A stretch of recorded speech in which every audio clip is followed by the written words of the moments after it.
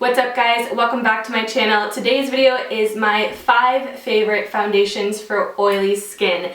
If you've been watching my channel for a while, then you know I don't tend to mix up my foundations too much because when I do find one that suits my skin, it is kind of rare, so I do tend to stick with it. All of these foundations are amazing for my skin type and I just really love the wear of them. So if you're looking for a new foundation and you have combination to oily skin, then just keep on watching. Okay, I'm going to start off with the one that I've been wearing a lot lately, and it is the one that I'm currently wearing. It is the Estee Lauder Double Wear Light. As most of you know, a majority of last year I was wearing the Double Wear, just the original, and I loved it as well just because I had more breakouts and acne. So when you guys actually told me about this one, since my skin is doing so much better, thank you so much for recommending this because it is so nice on my skin. I use it with a brush or a beauty blender. I kind of prefer it with a brush though lately. I just think it goes on a little bit more evenly. It is light to medium coverage, but it definitely is buildable if you have some problem areas that you want a little bit more coverage on. I just think the wear is wonderful in it. It is SPF 10, although if you do set it with a powder that has no SPF in it, there will be no flashback. I have no flashback problems. That sounds really funny, but it is such an amazing foundation. I think it wears really nicely. That's something that I really like about this, is that it's not super full coverage, but you do get your 8 to 10 hour wear out of it depending on how oily your skin is. One thing that I really had to learn about my skin and really embrace is that no matter how long the foundation claims to wear, I am going to get oily throughout the day, normally around that 4 to 6 hour wear depending on what I'm doing, how much work I'm doing. So I just take some oil blotting paper or just touch up my T-zone with some powder, and that is okay. I've learned to embrace it because a little touch-up powder doesn't bother me as long as my foundation looks really good everywhere else.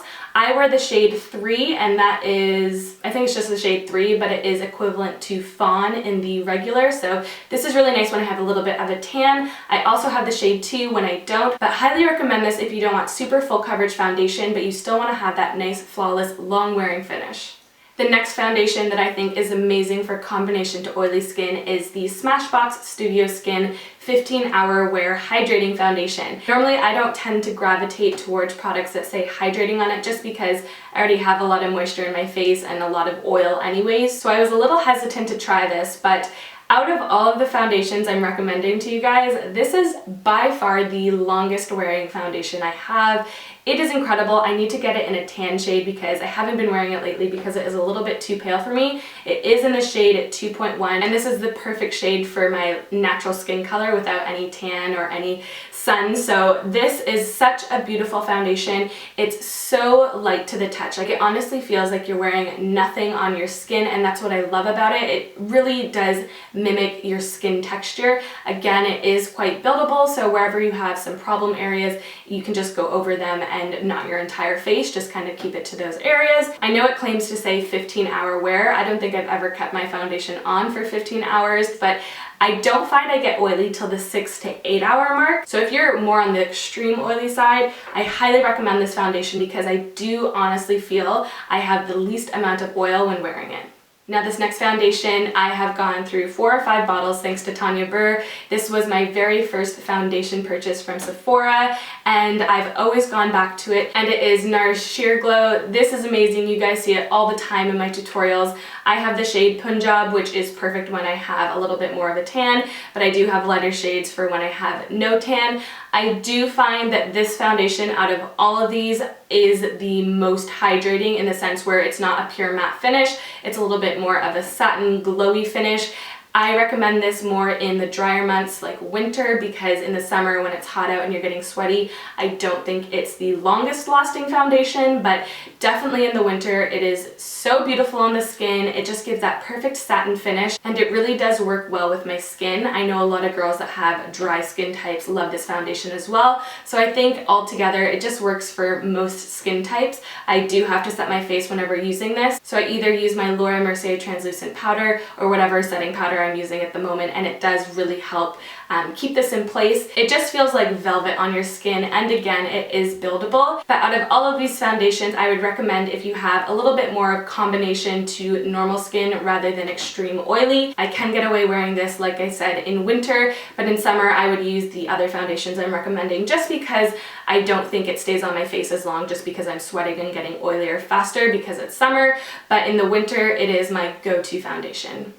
This next foundation is by far the fullest coverage out of them all, and it is the Marc Jacobs Remarkable Foundation, and I have the shade 26 Bisque. Again, I have a lighter shade when I'm not wearing a tan. This is full coverage, like you are not going to get light coverage out of this. It has a very watery consistency, but it almost goes powdery on the skin once you've blended it in. I recommend using it with a brush and not a sponge, just because I don't think it blends out as nice. It gets a little bit blotchy with a sponge. But once it's on, your skin looks airbrushed and perfect. One thing with this foundation that I did notice, I hardly do get dry areas, but this past winter my skin was going through this like weird stage and I was getting some dry areas, especially around my eyes and my lips, and this foundation definitely clings to it. So if you do have drier skin, make sure you're wearing a really hydrating primer, and if you have oily skin and no dry areas, then you're gonna love this. It is long wearing. Again, it is quite full coverage, so a little bit of this stuff goes a long way, and I really mean that because I found that out the hard way. If you drop out the normal amount of foundation you think you'd use just like any other foundation, you need way less, but it does give you that perfect airbrush doll finish. I'm not explaining it well, but you definitely have a perfect finish with this foundation.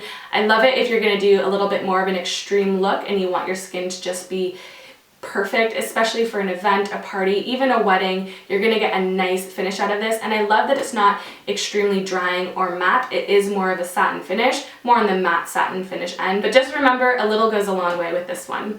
Okay, for the last foundation, this one is definitely the newest one to my collection, and it is the Giorgio Armani Power Fabric Foundation, and I have the shade 6 and also 4. I tend to mix them to get the perfect shade, but 4 is definitely a little bit more wearable for me. This foundation is beautiful. This is definitely medium to full coverage depending how much you put on. It is buildable. I think it gives such a nice satin matte finish. It really does look beautiful on the skin, and I've tried it on some of my friends who have different skin types to me, and it does work. So I definitely think this is a dry to oily skin foundation. Just use the primer that suits your skin type. It does have SPF 25, so like I said previously, just use a powder to set it that doesn't have SPF, and you should be fine with no flashback.